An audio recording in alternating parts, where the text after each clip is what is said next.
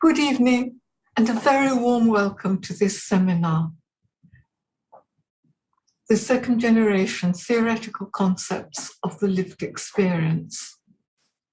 On behalf of the Research Center for German and Austrian Exile Studies, linked to the Institute of Modern Languages Research at the University of London, it is my great pleasure to introduce our speaker, Dr. David Clark. Both his parents were child refugees from Berlin, though he grew up in Rome and Vienna, as well as London. He is currently a research associate at Uzhhorod National University in Ukraine and a member of the editorial committee of Exiled Ink, a magazine devoted to works by exiles and refugees in Britain. Thank you, David. We look forward to your talk. Thank you very much, and thank you for inviting me to give this seminar. So this talk takes the second generation, children of survivor or refugees of the Holocaust, as its main protagonists, focusing on their lived experience. In order to place this in a wider theoretical context, I will touch upon the following concepts: the transmission of transgenerational trauma, identity in a fluid society, post-memory, and the process of grieving and mourning. Although my talk deals primarily with the aftermath of the Holocaust, I can foresee very clear links to the aftermath of the current war in Ukraine, as well as other horrific instances of genocide and forced migrations in recent decades. First, a bit about myself. As Jana said, I'm the son of refugees. My father came to Britain in 1933, age 10, together with his parents, ardent communists and political refugees from Nazi Germany. My mother came over in January 1939, all alone on the Kindertransport, age 17, and had to fend for herself in London during wartime. I was born in London in 1946 and have been a long-standing member of Second Generation Network for children of survivors and refugees from Nazi persecution. So I'll talk first of all about transgenerational trauma. Social catastrophes, such as the Holocaust, are a form of social trauma, resulting in the destruction of whole communities, cultures, and way of life.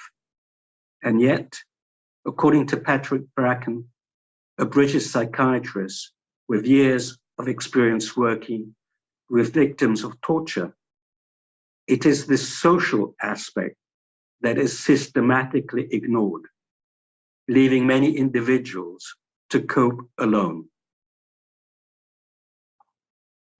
Adrift from their former social surroundings, survivors are mostly left without the support of understandable structures, making it difficult to mourn what has been lost.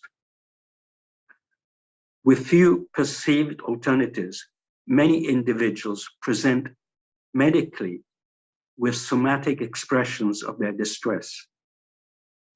They are treated individually, without attention being paid to the fact that whole social structures have been destroyed around them.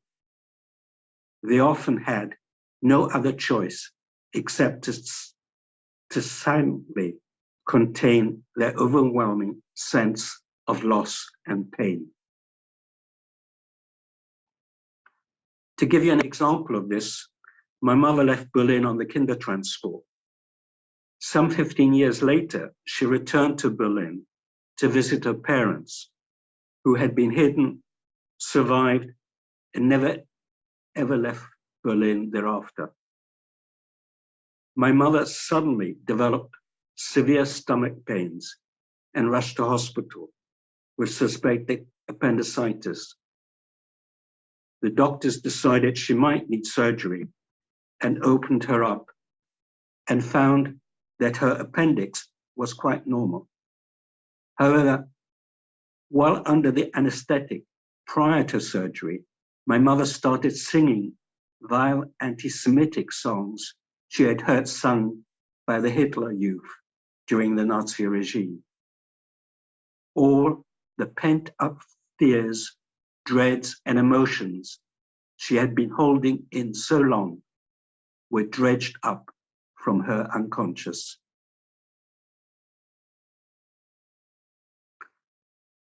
Transmission to the next generation.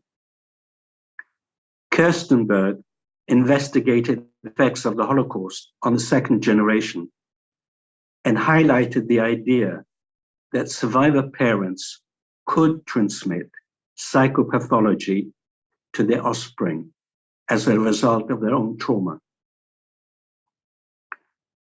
Jill Solberg, a New York-based psychoanalyst, believes that it is the result of the texture of traumatic attachment. She writes, "Children are constantly observing their parents' gestures and effects, always searching for attachment. These searches begin at birth and occur before there are words, when there are gazes, stares, sounds, and touch, as well as the absence of these." A friend of mine once told me how, as a child, she was often woken up in the middle of the night by her father shut up in his study, howling like a wolf. No explanation was ever given to her. Nothing was ever said about it. But the pain of it all was clearly communicated.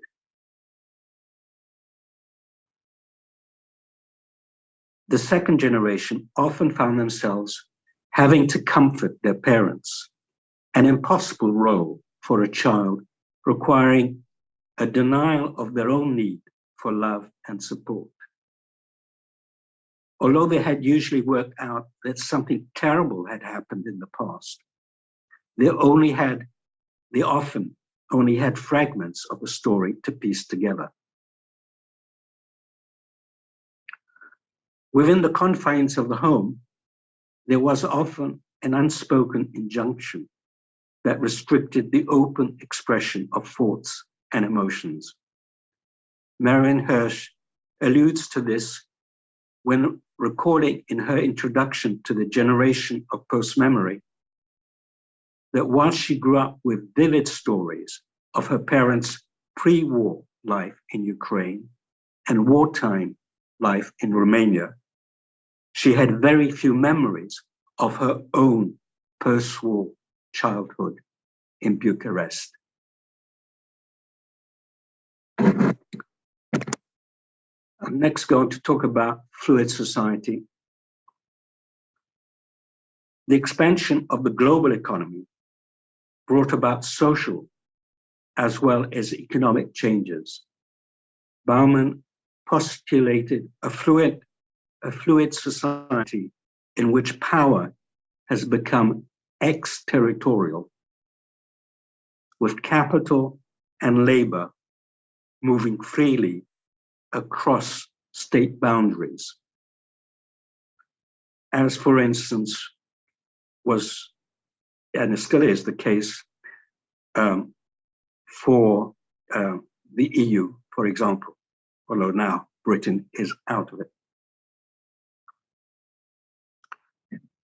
Beck saw identity as no longer rigidly ascribed, but crafted and enacted by the individual through the engine of the labor market. Bauman noted that new social ties and bonds are constantly being fashioned, while other ties are loosened, creating a social world constantly in flux. As a result, self-identity is constantly evolving, a work in progress in an ever-changing world. This provides the backdrop to the second generation growing up in the 1950s to the 1980s, unsure exactly where they belong, caught between the parental generation and the need to blend in with their peers at school, university, and work. Most only heard fragments of their parents' story, aware that they needed to do well and make up for all that was lost. The second generation authors contributing to the book I have co-edited with Teresa von Sommaruga-Howard, entitled The Journey Home, Emerging Out of the Shadow of the Past. They grew up without the benefit of close extended families. Most of the parents' families had largely been wiped out during the Holocaust, with surviving relatives scattered in other parts of the globe. Sometimes they had an ersatz family with an ersatz extended family around them, refugees with a similar background to their parents, visiting the household, but this only contributed to their sense of being set apart from the rest of their peers. All of them grew up feeling that they were a fish out of water, neither fitting comfortably in their home environment nor in the outside world. As a result, many of our 20 authors held a wish to find a new home where they might feel less constrained and better understood. Oliver, of mixed Jewish and non-Jewish parentage, left New Zealand as soon as he completed his studies for a stint of 2 years abroad, heading for Berlin, where his parents hail from. He ended up spending 17 years there before returning to New Zealand. And this indicates the extent to which he was able to form new bonds elsewhere apart from where he grew up. He ended up, Oliver did not get on with his father's non-Jewish relatives in Berlin. Instead, he became involved and made close friends with a group of former communists and resistors to the Nazi regime, attending their weekly meetings and writing a booklet documenting the sites of terror in one of Berlin's districts. For others, finding a spiritual home took different forms. Tina found kindred spirits in Buddhist communities, while Vivian found her niche in the Jewish renewal movement. For others, second-generation groups and workshops became important places where it was possible to talk about the struggles of growing up in between cultures. Finding others in the same boat gave them more insights, encouraging them to find out more about their family history.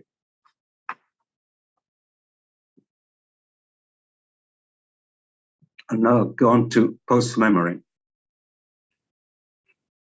The quest to find out more led many second-generation members to visit their parents' former home countries. In the collection I co-edited, a third of the visits were undertaken together with a first-generation parent, a third of the visits without such a parent, and a third of the visits on the occasion of commemorative events. Countries visited included Germany and Austria, Poland, the Czech Republic, Slovakia, Latvia, and Romania. Hirsch makes it clear that post-memory is an imaginative process involving an act of identification with past trauma, while seeking to go on living in a way that gives the past its due weight and recognition. An organized trip by AJR, Association of Jewish Refugees, enabled Janet to visit Berlin with her mother. The ambivalence felt by the first generation is palpable. Janet's mother became all excited at seeing some of the sites connected with visiting places that held dear memories of visiting the Tiergarten and the zoo, shopping on Kurfürstendamm, or picnicking on the shores of Lake Wannsee. Yet, being at a Holocaust or memorial site felt too painful for her, being physically there while absenting herself emotionally.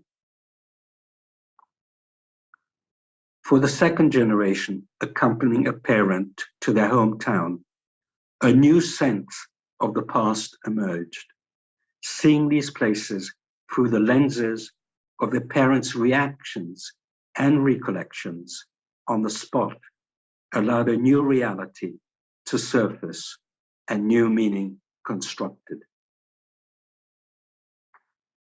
For those undertaking the journey without their parent, post-memory entailed a different imaginative process.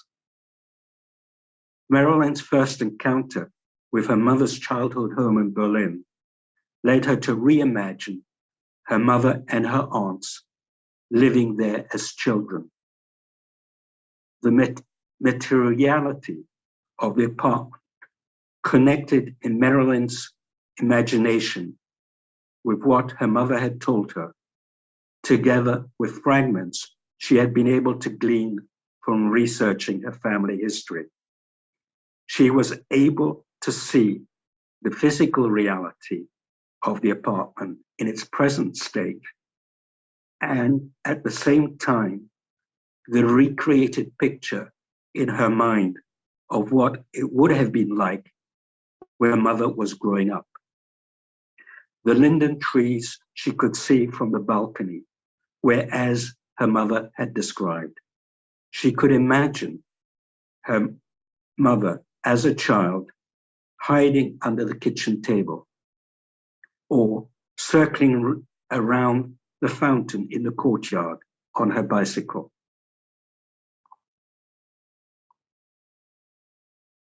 Commemorative events. Gina, whose mother came to Britain in 1939 as an unaccompanied child on the Kindertransport, decided to have Stolpersteine, small 10-centimeter square brass plates, laid in pavements, placed outside the former home of her grandparents in Germany, in a small village north of Frankfurt, bearing the names and relevant dates of her relatives. On the day of the ceremony, the pastor opened the proceedings, a cousin read the Jewish memorial service, and Gina read out her tribute to her murdered relatives. She writes, "The hall was full. Taking several deep breaths, I made it through the 4 pages of German. Returning to my seat, I noticed that many people in the audience were crying. The mayor and the Ortsvorsteher, head of village council, made speeches. The pastor closed with a prayer. I had a strong sense of communal warmth and sorrow uniting all those present." Clearly, many people in attendance were deeply affected by the ceremony, including Gina. There was a sense of comradeship, of grieving and mourning together. Such ceremonies link both the personal and the public past, affirming family history while placing it squarely within the setting of recorded public history. And I'll return to this shortly. Another form of commemoration occurs without erecting stones, plaques, or monuments. The German Denkmal am Ort, commemoration on site, ceremony is arranged by local neighborhood groups with speeches and testimonies in the public space just outside the former homes of those deported. Here is what Marilyn writes about the event to which she was involved in 2018 to talk about her mother's family. There were about 30 people listening in the courtyard, many, though not all, who lived in one of the apartments around the courtyard. Afterwards, there was a queue to speak to me. They wanted to tell me the stories of their parents under Nazism, of the relatives, some who had stood up to the Nazis and been killed, some who had fought and been killed, and how now they felt about the losses and contradictions of it all. It was as if I was healing their historic wounds. But what they did not know was that they were healing mine. It is almost the only time I have felt at home.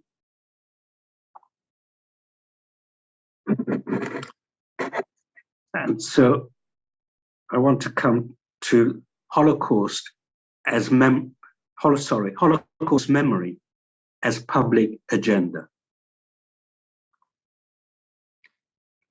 Facilitating the giving and receiving of Holocaust testimony is generally provided by a combination of individual and communal activism at the local level, and at the same time, a significant degree of institutional and political support from state institutions at the local, national, and international level.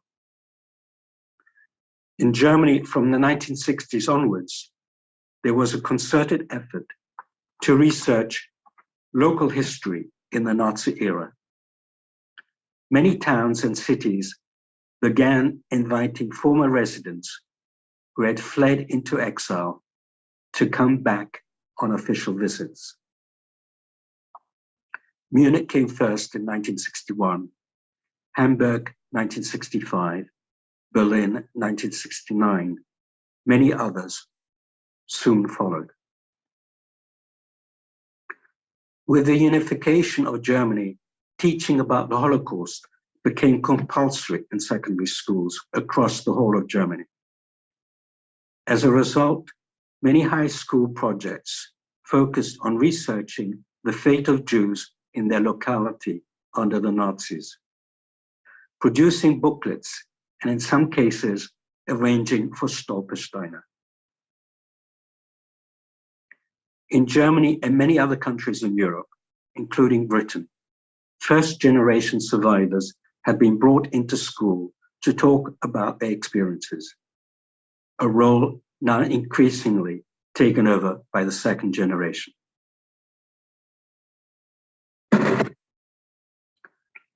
I'll come back to the issue of the personal and the public again in a moment. But now I'm going on to grieving and mourning.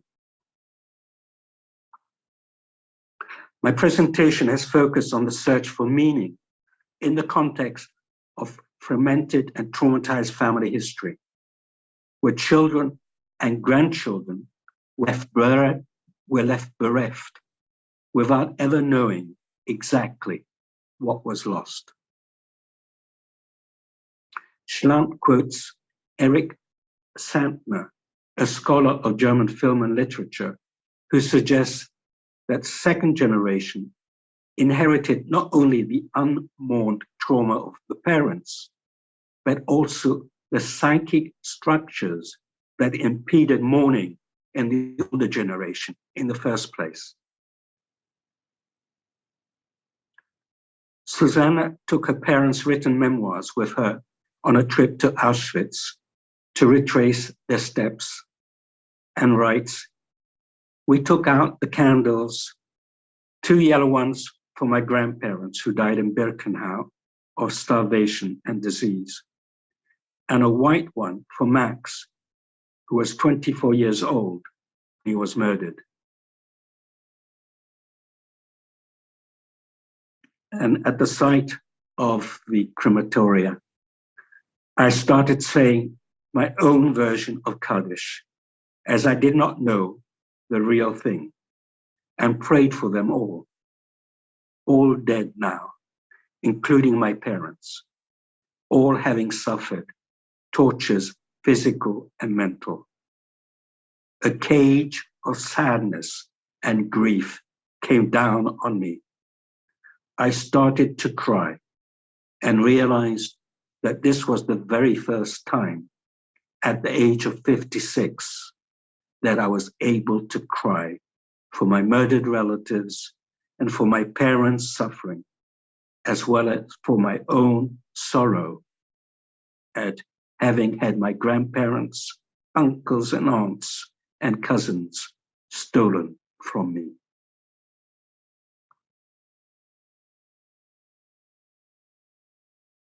For many, the ability to shed tears, to find a place where you can light a candle, say a prayer, honor the dead, was part of the healing process, helping them to better understand who they are and where they came from. Yet, that healing process is greatly constrained if undertaken alone, without the support of others around them.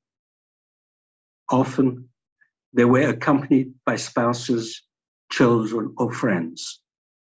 Crucially, and I repeat, crucially, there is also a much wider social and political discourse that accompanies them. This is most visible in the case of commemorative events, such as the laying of Stolpersteine or the Denkmal am Ort and similar occasions or ceremonies. Organized trips, especially those hosted by the respective hometowns, also involve official receptions addressed by the city's mayor or deputy mayor. School visits by first or second generation to talk about their family history is another example of institutional support. What I'm arguing here is that while the process of grieving and mourning is an intensely personal and individual one, it is at the same time something that is deeply interwoven in the social and political mores of time and place. Mourning can be blocked just as it can be facilitated by official and societal recognition or non-recognition of loss and the need to acknowledge what transpired.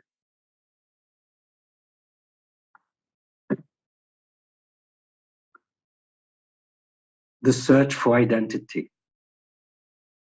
We live, as I mentioned, in a fluid society, which means that identity is constantly reassessed. Brexit was a watershed for many second generation who felt themselves to be, to some extent, Europeans living in Britain. The referendum in June 2016 brought us face to face with our heritage and our difference. Not feeling fully English, Scottish, Welsh, or Irish, some decided to take advantage of the possibility of becoming citizens of their parents' home country. Monica asked her father if he minded her applying for German nationality. "One can never have enough passports," he said. Nick wrestled with ambivalence, but finally decided to become an Austrian like his father and reinstated the umlaut in his family's name that his father had left behind. Others have thought about gaining dual citizenship and either rejected the idea or delayed making a decision till later.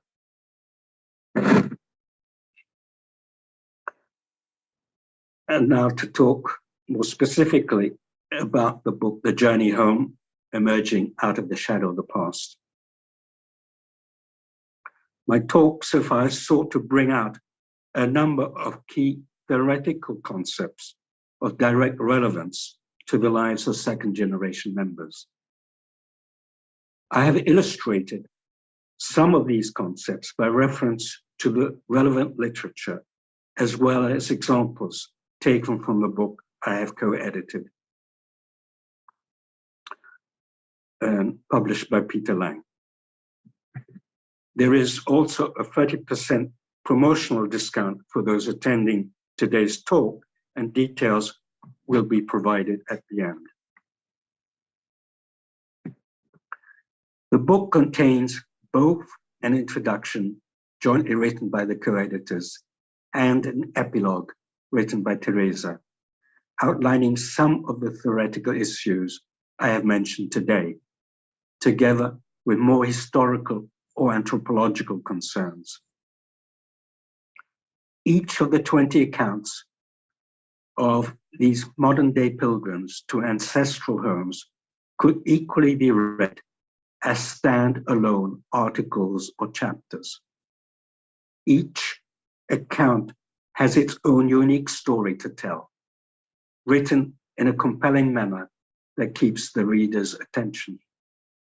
They speak of the resilience of the first generation, while bringing to the fore the resilience of the second generation and finding their own voice in the process. These chapters speak of the inner journeys undertaken by the authors, writing in a reflexive manner and reflecting on what these journeys meant at the time and what they mean to them now.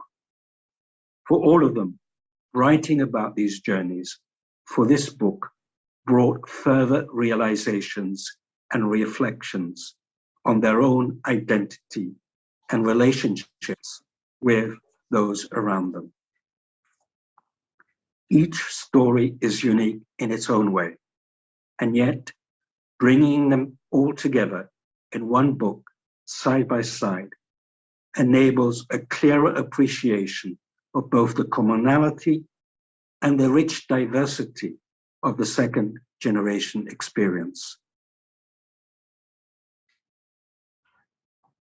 For the benefit of those wishing to follow up some of the references I have mentioned in my talk, I have prepared a bibliography of most of these references, which will now be screened for you.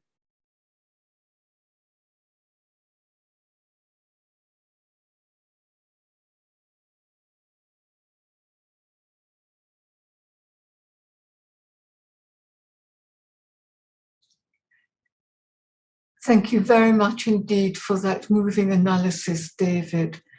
I appreciate that not everybody has had a chance to note those references down, but they will be appearing in the chat box if you want to follow them up. David has very kindly asked to speak about his experiences further, but also to answer questions. But I must ask you, please, to kindly switch your camera off if you don't wish to be in the recording. And if you could ask questions briefly, please, it would be tremendous so that as many people as possible can ask questions.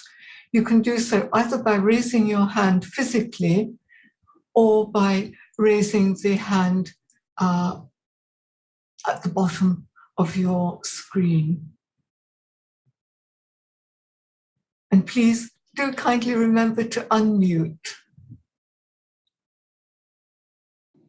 No, I see there's a question, not a question, but a comment by Anthony Grenville, which I can address. It raises a general point, really. I'll read it out. I wonder about the many children, or maybe Anthony, would you like to? Perhaps I can read it out. Shall I read it out then? He says, I wonder about the many children of refugees, not camp survivors, who are well integrated into British society, consider themselves English by identity, have no Jewish connection, and display no signs of trauma. He adds, these 2G people, meaning second generation people, including almost all of my family, and many of those I grew up with in post-war London, never join refugee networks or organizations and are not picked up by interviews, surveys, or collections of memories, which is quite a statement. So please do feel welcome to respond to that. Yes, certainly. So second generation does not necessarily mean you display signs of trauma. But it does suggest that your parents suffered trauma in some respects, even if they did not necessarily show any outward signs of distress to the general public. That is to say, what I'm suggesting is that any forced migration entails some form of trauma because you have left behind your whole social world, as well as all your relatives or most of your relatives. And even those that survived, for most of those who were persecuted and fled as refugees, most of their relatives who survived are dispersed widely across the globe. So as a result, most second generation were brought up without the benefit of extended families close by. And that in itself has implications. And it doesn't mean that there will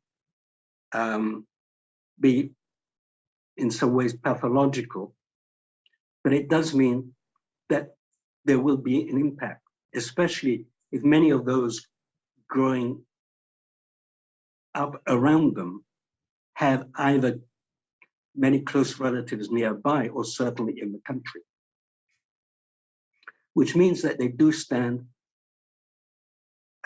apart to some extent from the rest of the general population. And it's something that they had to deal with.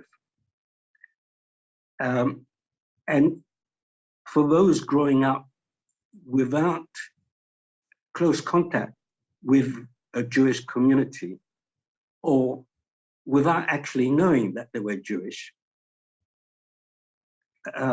finding out later that they had this Jewish heritage comes a bit as a shock that they will have to deal with, or that they would have to deal with. And this has implications for their identity. The identity has to be reassessed and reevaluated as a result of finding this out.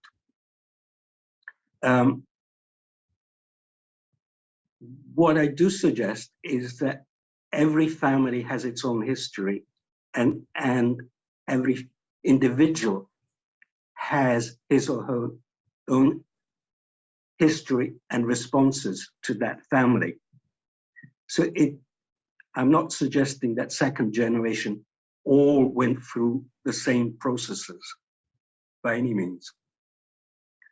But what I am suggesting is that they had a different trajectory from many of their peers around them.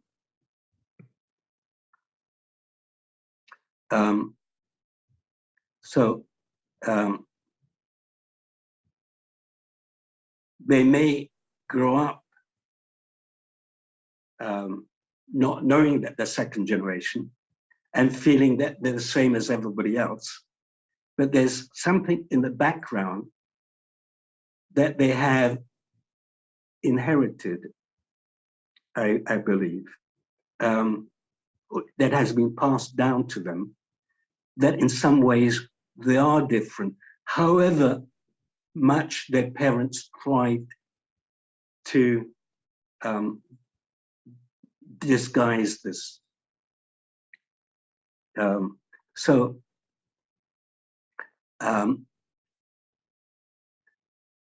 As those growing up not even knowing that they were Jewish and brought up in a different faith may for a long time not question their background because they didn't know about it.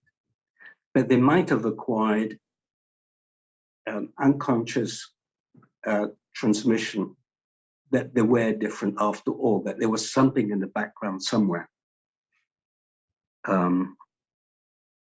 which made them different, or something that they couldn't quite explain to themselves. So there's always something for second generation that is troubling, even though they can't put their finger on. This is what I would suggest anyhow.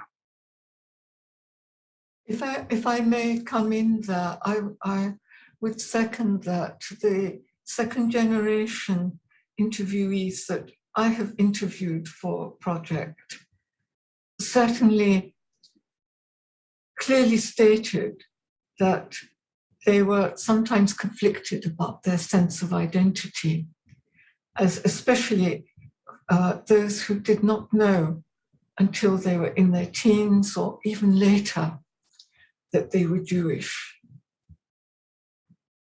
and were questioned where did their loyalties lie.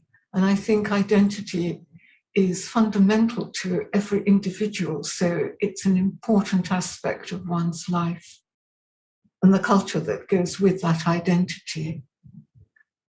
How can you separate the two?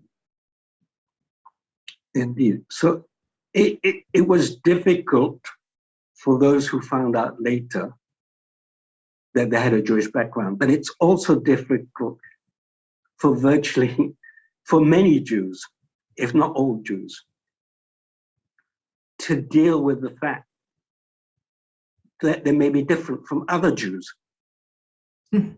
And this is especially so for those with a mixed parentage, with a Jewish parent and a non-Jewish parent. Where do they fit in? So there is an identity, not an identity crisis, but an identity question that needs to be addressed in some form or other. Many grow up confused because they may know that they are partly Jewish, even if both parents are or were Jewish, they may still be set apart in some ways from other Jews around them because they don't follow the same practices, or they don't have the same, they don't have, some of them were brought up with no knowledge of Jewish practice. Some were affiliated with synagogues, others were not. But then which synagogue were you affiliated to also raises an issue. So very few people of Jewish background actually escape an existential question about who they are. And if they're Jewish, what kind of a Jew are they? And how should they be Jewish? This is an issue that all Jews have faced to some extent over the centuries, but all the more so in recent times. So I think I've talked enough about this. Are there any other issues people wanted to raise? I'll just have another look in the chat box, just to let you know that Jane has very kindly inserted your list of references in the chat box so that people can print them off, copy them. I wanted to say something, if that's okay. Yes, please do. Hello. What is your name, please? I can't. Linda. Yes. Linda Dubrow-Marshall. Hello, very nice to meet you, and thank you so much for your fascinating and moving talk. I'm a clinical and counseling psychologist, and I'm not a second generation person, but I'm the mother of a third generation person. And there's impact on families. The impact is larger even. It's on the whole Jewish community and it's on the world, but it's also in families. And I did my PhD research on second generation marital relationships. So my thought, you don't necessarily have to call it trauma. Some people will experience trauma. For some people, it may not reach any kind of pathological level, but its impact is deep. And I wondered if you had any thoughts about the intergenerational trauma as a factor in families, and also in terms of resiliency and identity. Yes, well, I've mentioned some of them, but yes. I'm an anthropologist by training, not a therapist or a psychologist. So I'm not really qualified to answer this question. But what I do agree with you is that it may not be seen as trauma. It may not be visible as such, but there is an impact, whatever you call it, of past trauma that is passed down. And what is passed down to many people is a great sense of confusion. And so one confusion was what was wrong with the parent or parents. Why were they behaving in a way that didn't seem to be in accordance with those around them, or the parents of their peers around them. You could put it down to cultural difference in some cases, but often it was more than that. And it's also many second generation grew up with parents who had vestiges, cultural vestiges of their former homes, either in terms of having books in foreign languages, or in terms of particularly food from their former homes that is carried on, which was different from the people around them. And there's nothing wrong with that. It's not passing down a trauma. It's passing down an attachment to something that is not shared by some of the others around them. And you may be fond of this kind of attachment and take it on board yourself as second generation. Or you may think, well, maybe it's not for me, but it was part of my parents' upbringing. and background, maybe I should value it for its own sake. And some went on, for instance, if their parents came from Germany or Austria, went on to study German, not only at school, but at university, and take a further interest in that. Or they had an interest in traveling abroad and so forth at an early stage, and always wanted to visit some of these places. So there are very many different ways in which something is passed down, not necessarily in a negative way. It could be passed down in a positive way. And but it also raises questions. Why, as we ask on Passover night, why is this night different from all other nights? And the question that many second generation have is, why am I different from all other people I know, for instance? Why do I stand out, or why do I feel differently, or why do I not fit in? This is the question. It's not necessarily a traumatic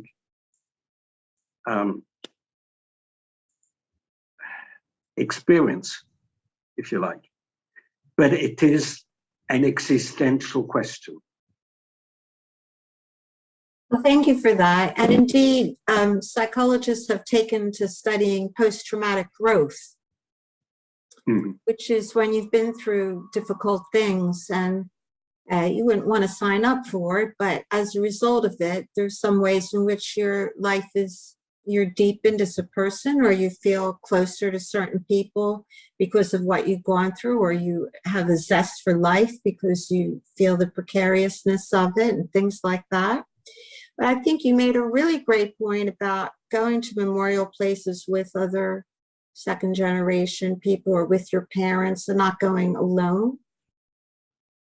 I think that's such an emotional experience that it's really important to maybe compensate for the lack of extended family, a lot of people, and creating other communities where you feel supported and can do important things like that that help you reclaim your identity, but without being so overwhelmed by just being there by yourself.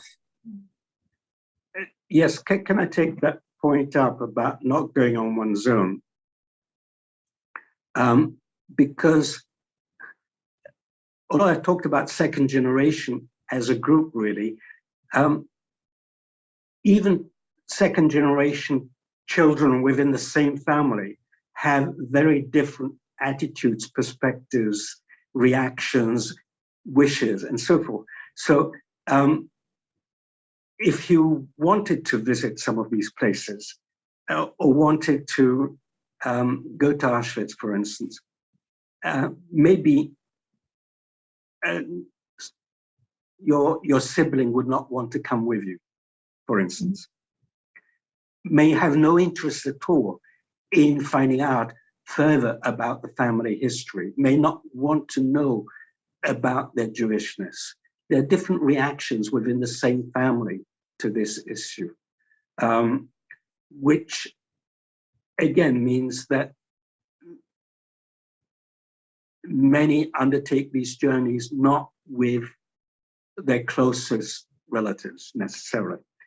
And some may do it with their friends and may go on journeys with their friends instead, or with a partner and often with a spouse. So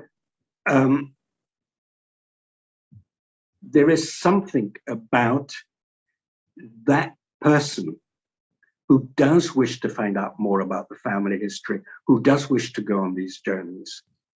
And Dina Vardi has referred to this as the memorial candle, the person who takes on this burden of carrying on something they're not quite sure about necessarily.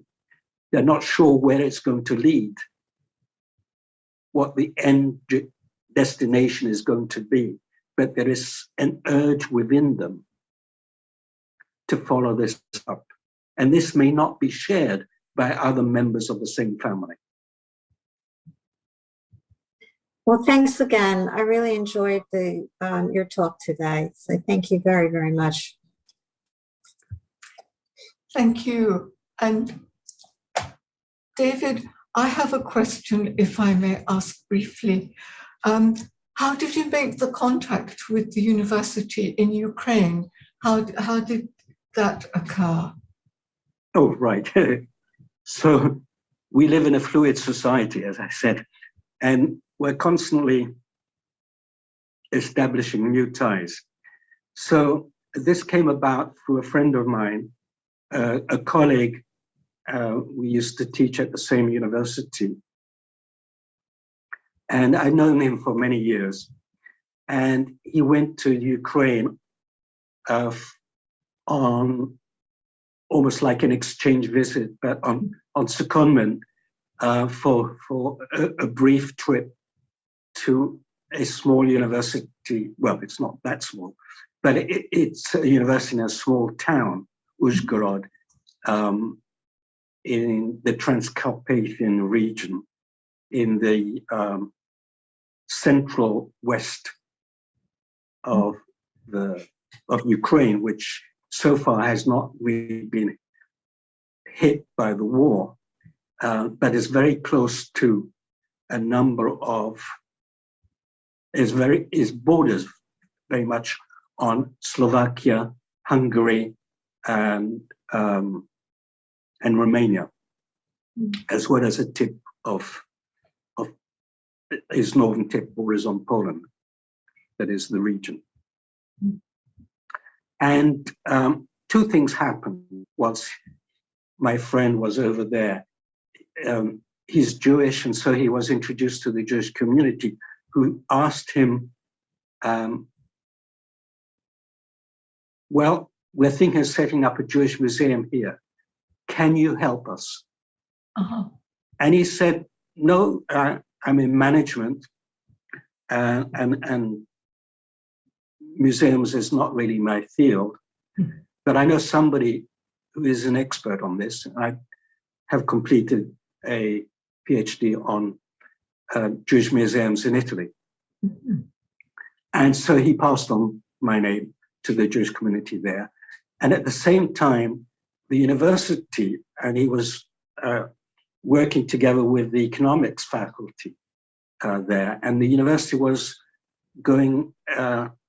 setting up a research project on tourism promotion using cultural diversity as a way of promoting tourism in the region. And as it borders on a number of countries, the region does, it has a number of Hungarian-speaking residents, Ukrainian citizens who have been there for several generations, but carry on speaking Hungarian, and the same in terms of Slovak residents or former Slovak residents who are now Ukrainian, whose children still and grandchildren still speak Slovak.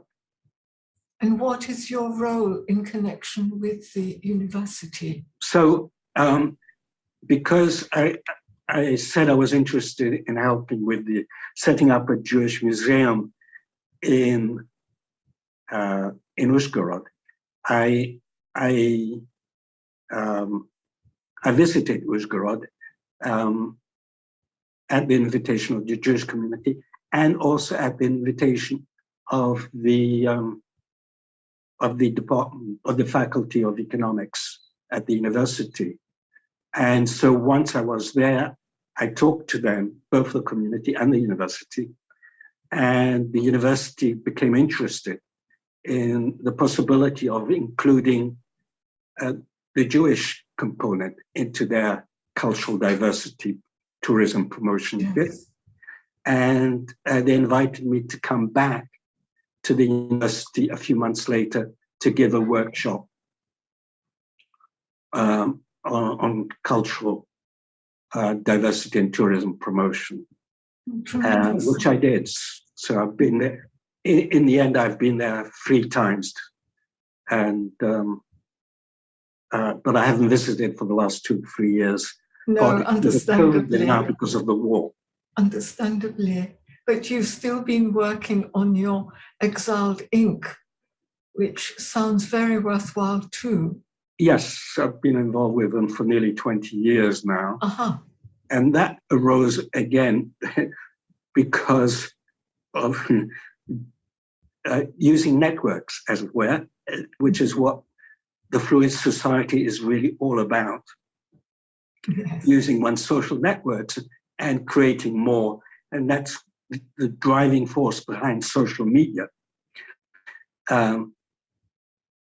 is the ability to network with large numbers of people. But anyhow, I was in 2002, I think, chairing Second Generation Network, and the director of Exiled Writers Inc.